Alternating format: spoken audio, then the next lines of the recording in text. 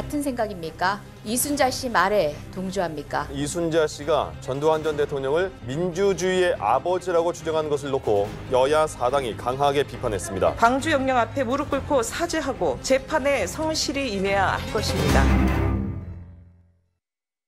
예, 2019년 새해 벽두부터 전두환 씨의 부인 이순자 씨의 망언이 큰 파문을 일으키고 있습니다. 다음 주에 전두환 씨 재판을 앞두고 있는데 이순자 씨가 한 인터넷 매체와 인터뷰를 한 겁니다.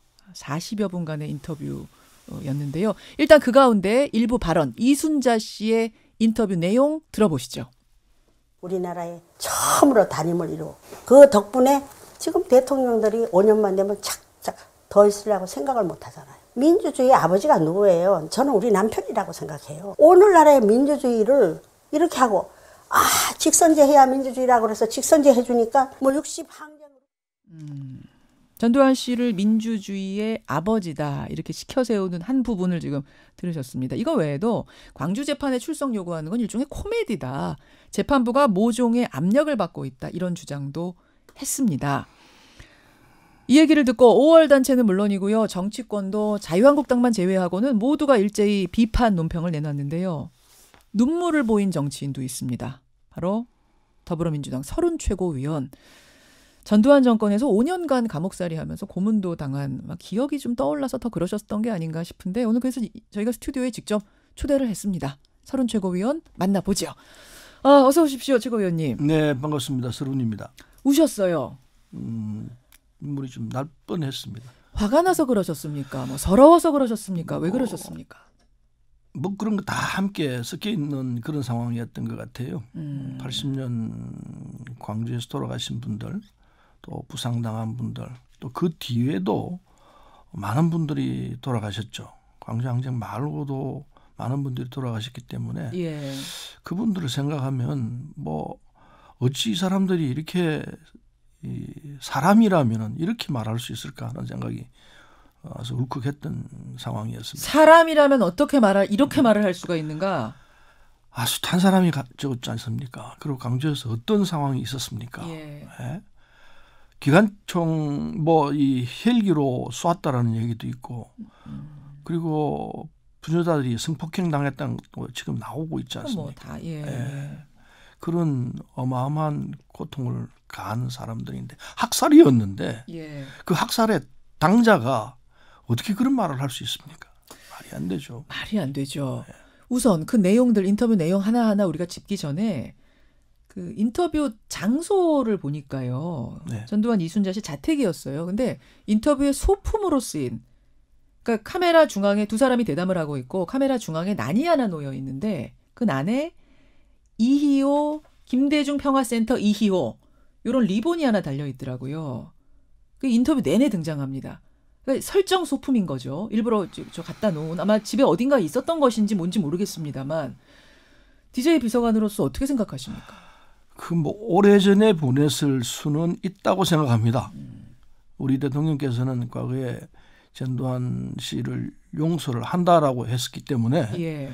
그랬을 수는 있다 생각하지만 최근에 난을 보냈다는 얘기는 들어보지는 못했는데 아마 그쪽에서 기획했던 거 아닌가 하는 생각도 합니다. 확인을 해봐야 할 것 같습니다. 의도적으로 갖다 놓은 것이다. 네. 왜 그랬을까요? 그건 이제 김대중 대통령은 날 용서했다. 이걸 이제 강조하기 위한 것 아닌가 하는 생각을 하는데 아마 대통령께서 살아계시다면은 지금 이런 상황을 보시면은 아마 후회하실 거예요. 절대 용서해서는 안 되는 사람들이었구나. 이런 말씀을 하시리라 확신합니다. 저는. 난 치워라 하셨을 것 같으세요? 난 치워라 정도가 아니고 더한 말씀도 하셨으리라 봅니다. 그래요. 일단 인터뷰의 형식은 그랬고 내용으로 한번 들어가 보겠습니다. 이순자 씨 주장은 이렇습니다. 남편인 전두환 씨가 처음으로 단임제를 시행했다. 이 때문에 지금 대통령들은 5년만 되면 더 있으려고 생각을 못하지 않느냐. 그러니까 민주주의의 아버지다라는 주장인데요. 말이 안 되죠. 6월 항쟁, 87년 6월 항쟁을 모든 국민들은 다 기억하고 있습니다. 30년이 넘었습니다만은 예. 그 6월 항쟁 당시에 전 국민들이 시위를 했습니다. 나중에는 체류탄이 떨어졌다는 얘기 있었습니다.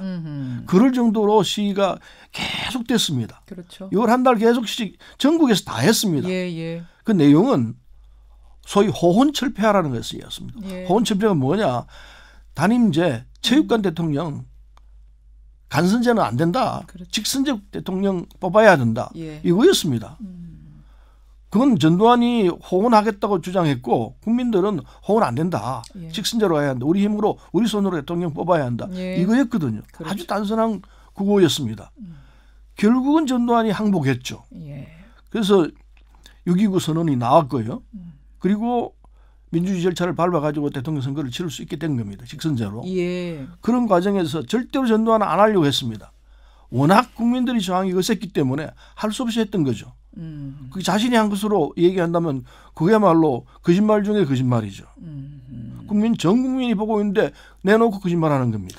지금 전두환 씨가 치매다라고 이순자 씨가 이제 부인 이순자 씨가 계속 이야기를 어제 했는데 과연 치매가 한 사람뿐인가 뭐 이런 얘기도 지금 문자로 올 치매를 확인한 사람은 없는 것 같아요. 저도 못 들어봤는데 확인을 해볼 필요가 있다 생각합니다. 일단 7일 날 광주에서 재판을 하기 때문에 예. 와야 됩니다. 와서 재판장이 보고 치매가 맞구나. 그럼 재판을 않고 돌려보내면 되죠. 확인 절차가 필요하기 때문에 그건 재판장에서 할 필요가 있다 생각하고 치매인지 아닌지는 그건 광주 1월 7일 광주 재판에서 판정을 받아야 할 거라 생각합니다. 예. 아니 지금 청취자 문자는 그 말이 아니고 그 당시 그러니까 호언철폐 우리가 그 국민들이 항쟁을 하고 이렇게 해서 민주주의 단임제가 된 것을 기억 못하는 그분이 오히려 그런 거 아니냐라는 문자가 온다는 그 말씀이셨어요. 예. 제 말씀은. 예, 네. 죄송합니다. 예.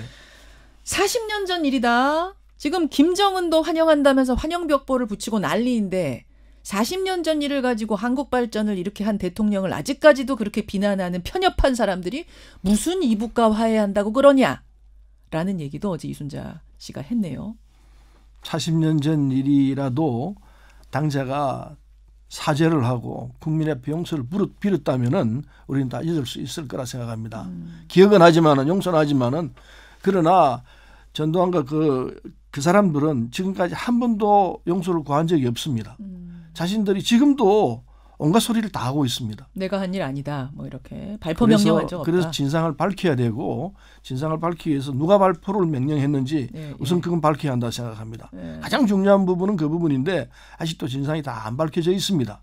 그래서 용서할래야 용서할 수가 없습니다. 용서할래야. 그래서 그 상황은 제대로 된 진상 규명을 통해 가지고 강주 상황이 어떻게 됐다라는 걸 전 국민이 다시 한번 확인하고 그 진상을 전 세계에 다 드러내는 절차가 필요하고 그 과정이 아직 남아 있다고 봅니다. 그래서 국회에 강주 진상위원회가 있는데 자유한국당이 의원들 내보내지 않고 있기 때문에 법은 통과가 됐습니다마는 진행이 안 되고 있는 상태입니다. 그렇군요. 지금 뭐 분노의 문자들이 많이 들어옵니다만 좀처럼 언론에 나서지 않던 이순자 씨가 2019년 새해 벽두부터 왜 인터뷰에 나섰을까? 그 이유는 뭐라고 보십니까, 서 의원님? 1월 7일 광주에서 재판을 하도록 되어 있습니다. 다음 주입니다. 네. 강주에서 재판 안 받기 위해서 대법까지 소를 하고 했습니다만 결국 대법에서 광주에서 재판하라 그랬죠. 결정이 났기 때문에 1월 7일은 안 가지 못할 겁니다. 안 가면 강제구인이라도 해야죠. 그래서 가게 될 터인데 그 재판에서 좋은 결과를 유도하기 위해서 일종의 동정심을 불러일으키기 위한 수단 아닌가. 여론전? 예, 그게 첫째일 것 같고 또 두 번째는 보수층이 아직도 있습니다. 그 사람들을 결집시켜가지고 하나의 세론을 만들어서 그 힘으로 재판부에 압력이라도 갈까? 이런 계산이 있었던 것 아닐까 하는 생각을 합니다. 여론으로 재판부에 압력을 가는. 근데 지금 어제 뭐라 그랬냐면은 인터뷰에서 재판장이 모종의 압력을 받고 있는 거 아닌가라는 생각이 든다. 그래가지고 자꾸 서울로 옮겨달라는 거를 기각하는 거 아니냐. 따라서 이 재판 결과도 공정치 못할 수 있다라는 뉘앙스의 말을 했거든요. 지금 재판부는 사법부는 법과 그리고 양심에 따라서 또는 국민의 엄청난 압력이 있다면은 그 무시 못할 거라 생각합니다. 사법부가 그런 압력이 있다면은 있겠지만 그 외에는 재판부는 확실하게 독립되어 있는 상황입니다. 저는 그렇게 보고 있습니다. 따라서 이순자 씨가 한 이야기는 말이 안 되는 소리라고 봅니다. 오히려 지금 하고 있는 이 인터뷰, 이 여론전이 압력이면 압력이다 이 말씀이신 거예요? 국민의 압력은 있을 수 있다고 생각합니다. 알겠습니다. 전두환 씨가 이제 군사 반란으로 내란죄 처벌을 받아서 전직 대통령 예우는 박탈이 됐습니다. 예, 그래서 호칭도 역시 이렇게 저희가 쓸 수 있는 것인데 현충원 안장은 가능한 상태입니다. 여러분 법상으로 보면 말이죠.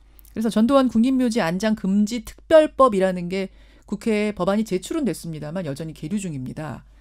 이 문제는 어떻게 보세요? 예, 법 통과 저도 국회에 있습니다만은 법 통과가 참 과정이 지난합니다. 특히 여야가 의견이 일치되지 않을 때는 거의 안 된다고 봐야 합니다. 지금 우리 국회 구조로서는 그렇죠. 그렇기 때문에 이 법도 그냥 사산될 가능성이 굉장히 높습니다. 예. 엄청난 국민적 압력이 있지 않으면 이게 안 될 가능성이 높습니다. 예. 그러나 전두환 씨를 국립묘지에 안장한다? 난 잘 안 될 거라 생각합니다. 많은 국민들이 저항할 겁니다. 아마 그렇게 결정을 하고 강행하겠다면은 국민들이 그거 받아들일까요? 아마 국립현충원 앞에서는 엄청난 시위가 있고 결국 묵지 못할 거라 저는 봅니다. 근데 전두환 씨 측의 주장은 아니 지금 우리 법적 근거로는 내가 못 갈 이유가 없다. 국립묘지에 이런 주장 반드시 묻혀야 된다는 주장인데요. 법 이전의 상식이라는 말이 있습니다. 국민들이 법이 지금 미비해가지고 제대로 안 된 상황이기 때문에 이를 국민들 힘으로 국민들이 호소하고 국민들이 결정하자고 온다면은 저는 그게 우선이라 생각합니다. 그래서 법 이전의 상식이라는 말이 있듯이 저는 전두환 씨가 그 많은 사람을 학살한 학살자인데 국립현충원에 묻히겠다면은 현충원에 있는 영령들을 모독하는 짓이라 생각합니다. 현충원에 있는 그 많은 애국자들, 순국 선열들을 모독하는 것이다. 그렇습니다. 알겠습니다.